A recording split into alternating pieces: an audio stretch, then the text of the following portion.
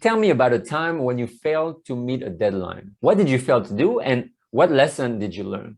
You love it, right? That kind of cheesy interview question that somehow will decide of your professional future. Dear fellow citizens of the world, welcome back to the channel. If you're new here, my name is Nick. I'm a career coach and communication trainer. And on this channel, we talk about career mindset and personal growth. In the last video, we talked about how to navigate the interview process by telling your own personal story. So today, let's find out how to answer those behavioral interview questions that trip you each and every time. So a behavioral question essentially establishes how you faced obstacles, how you met challenge in the past, and how you were able to find solutions to solve this problem. And sample questions could address time management, communication, or problem solving. So usually these questions start with, tell me about a time, or describe a situation, or give me an example of. And the recruiters want to know what you faced and how you fixed problems or how you overcame obstacles. So usually if you're asked those behavioral questions, the S.T.A.R approach is what comes to mind to help you structure your ideas. And the acronym S.T.A.R stands for situation, task, activity, and result. So in situation, you describe the situation or the task that needed to be accomplished. In task, you explain what goal you were working toward. In activity, you describe the steps you took and the role you played in this situation. And result, you obviously describe the accomplishment of this whole process. Now, I found the S.T.A.R approach very, very effective if you need help structuring your ideas, if you need to be clear, to have a process or system in mind that help you answer all of these questions each and every time to the best of your ability. And by having this structure in mind, usually it's hard to mess up your answer because the logic of it makes it easy for you to remember, go through the process, and explain the outcome.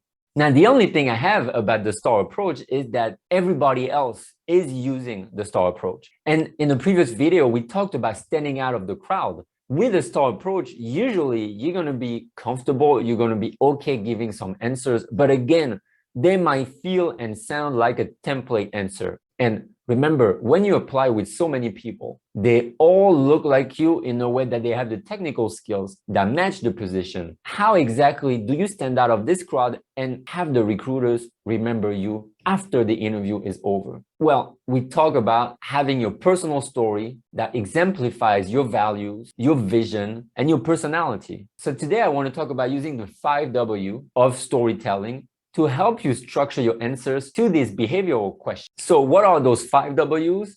Who, where, when, what, why, and sometimes H, which is the how. So why do I want to talk about the 5 W of storytelling? It's because your recruiters are not going to remember your typical structured technical answer to their questions. They are going to remember pictures. They are going to remember stories, because they're going to put your face, your personality, your energy inside those pictures and stories.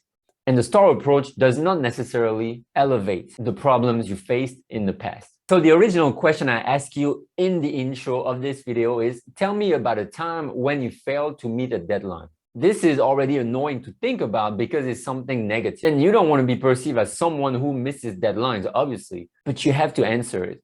Now, if you follow the S.T.A.R approach, it's great because you have situation, task, activity, and result, but you're going to sound robotic just answering this question, just because you're not feeling why you should shed the light on something that is negative about you. So what you can do with the 5W method is going back in time and reliving the situation you faced, because you want to inject those emotions that are going to help you make your story stick and stand out of the crowd. So first you start with when. You describe the moment.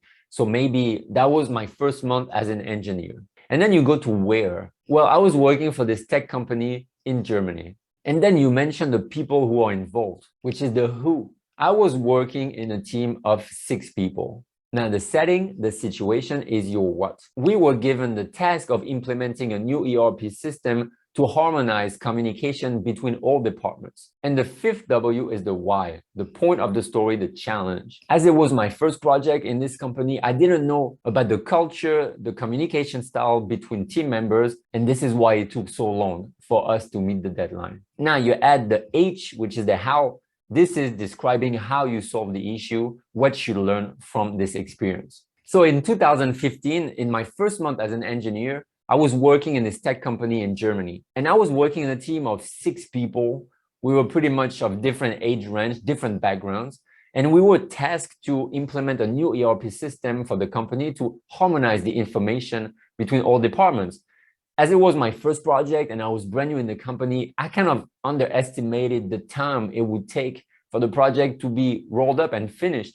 And I did not quite understand the communication style, the culture of this company, which actually hit me hard because I got surprised of how long it was taking to get information from A to B.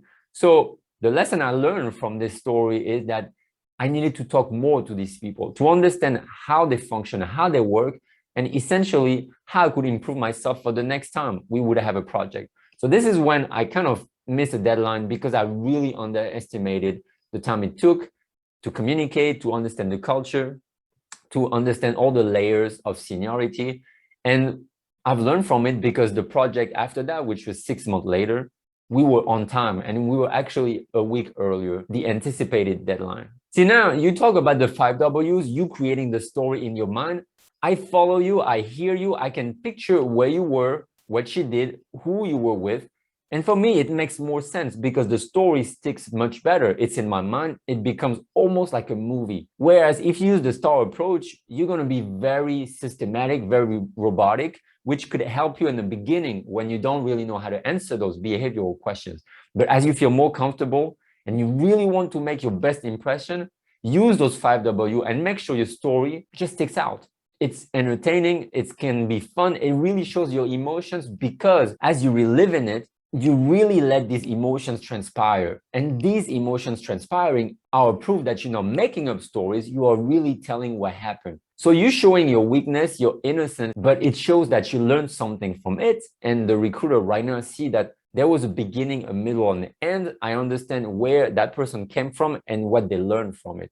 And this is what matters the most for me because I want to see if I hire you in my company, how you're going to be able to perform and learn lessons from your mistakes. So what are the 3 takeaways from today's video? First, those behavioral questions might sound corny and cheesy, and of course, they are part of the interview process. So you don't really have a choice to decide whether or not you want to answer them because they're there to dig a bit deeper and see who you are as a person, not only as a technical employee who can do all the tasks he's been assigned to. Second, to answer those behavioral questions, you can use the STAR approach. Again, situation, task, activity, and result. This is very clear structure. It can help you organize your ideas and set a structure for you to feel comfortable and systematic in the way you answer these questions. Number 3, however, if you want to make sure you rise above the crowd of candidates that are applying for the same position, and you want to be remembered as more human, as more interpersonally able, not just technically able, you need to tell your story. Again, by using the 5 W, you set the stage. You create a movie in your recruiters' minds. And after they're done with this interview, they've seen many other candidates. Who do you think they remember the most? So tell me, are you currently using the STAR approach to answer those behavioral questions in your interviews? Have you ever thought of using the 5 Ws and thinking about it now? Do you think you could be more powerful, more convincing when you answer those questions? Let me know in the comments below. Please give the video a thumbs up if you enjoy this content, and if you want to see more of this, subscribe to the channel if you don't want to miss 2 new videos each week where we talk about career interviews, mindset, and personal growth. Thank you so much for watching and see you again on our next video.